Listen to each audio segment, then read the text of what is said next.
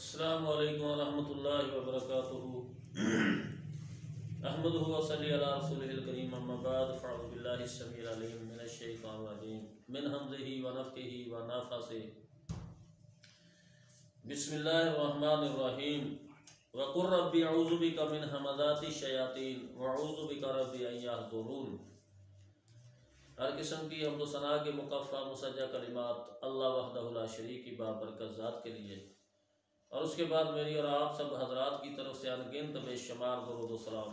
امام الانبیاء، خطیب الانبیاء، خاتم النبیین، رحمت للعالمین، شفیع المذنبین، سید الاولین والآخرین، جناب محمد الرسول اللہ صلی اللہ علیہ وسلم کی ذات اقدس پر اور آپ کی آل پر۔ محترم سامعین حضرات،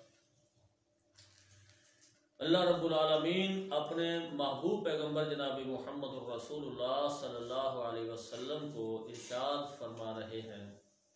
وَقُلْ رَبِّ اعوذ بِكَ مِنْ ہَمَزَاتِ الشَّيَاطِينِ۔ اے نبی کہیے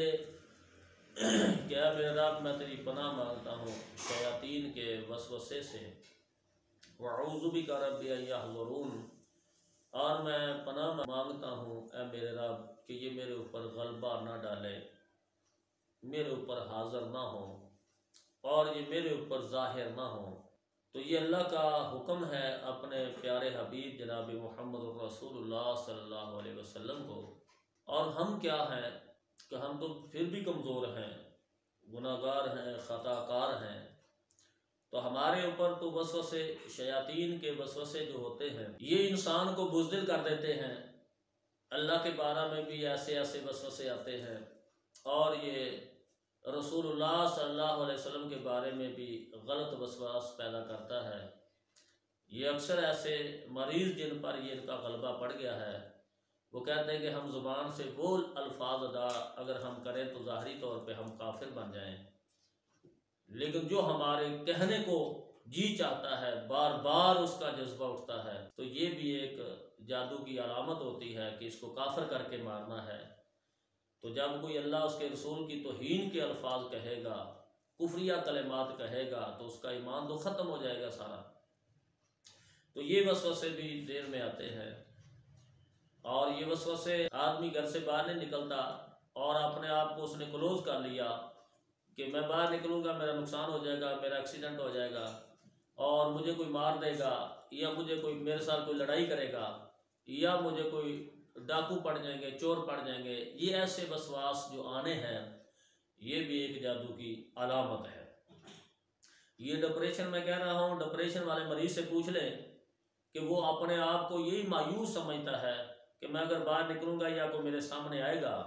کیونکہ وہ تنہائی کو پسند کرتا ہے، اکیلا بیٹھا رہتا ہے اور اپنی وہ سوچوں میں رہتا ہے،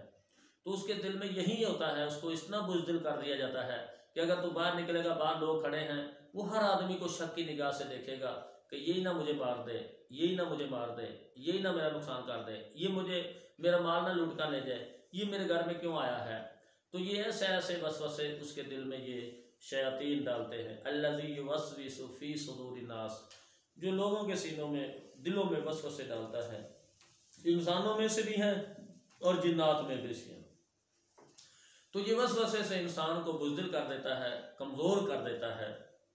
تو بڑی طرح کے وسوسے آتے ہیں، چھوڑ نماز کیا پڑھنی ہے، کیا نماز سے ملتا ہے، چھوڑ کیا روزہ رکھنا ہے، کیا ملتا ہے اس سے، چھوڑ کیا قرآن پڑھنا ہے، یہ سب ڈرامے بازی ہے۔ تو انسان کے دل میں یہ شیطان وسوسے ڈالتا ہے۔ تو اس لیے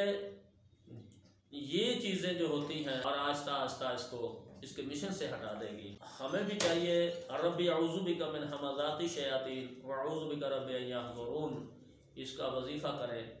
اور آخری تینوں کل فجر کی نماز کے بعد تین دفعہ،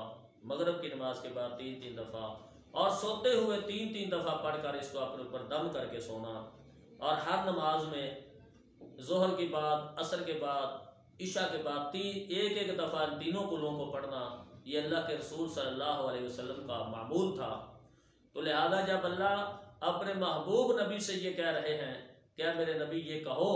قل اعوذ برب الفلق من شر ما خلق ومن شر غاسق اذا وقب ومن شر النفاثات فی العقد،